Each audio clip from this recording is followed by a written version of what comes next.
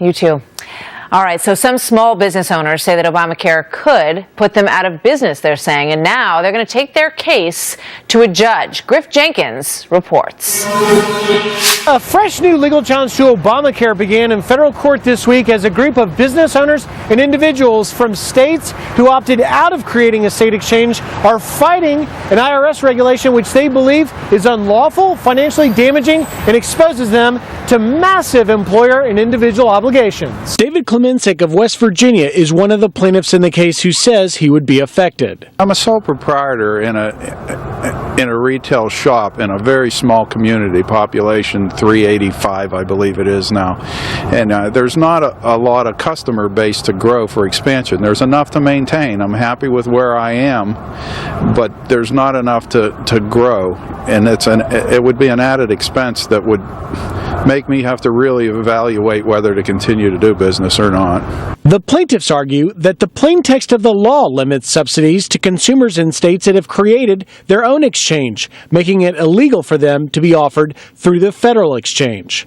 Michael Cannon is the Director of Health Policy Studies at the Cato Institute. If the federal government establishes the exchange, those subsidies are not available, which means that those subsidies aren't there to trigger penalties against employers and those individuals.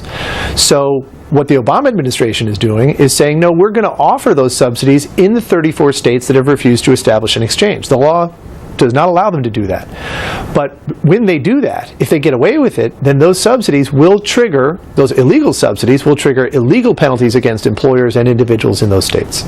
The government argues that the plaintiffs are misreading the law and taking a statute out of context. But that argument was not enough to stop a federal judge from allowing this suit from going forward.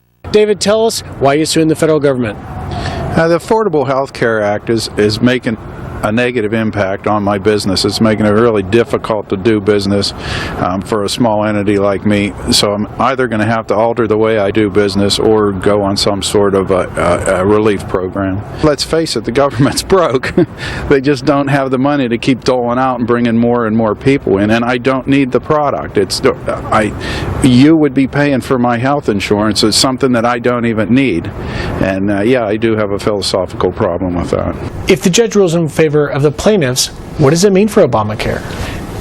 If those subsidies are not available in the 34 states that have said no to an exchange, what that means is that consumers in those states will see the full cost of Obamacare.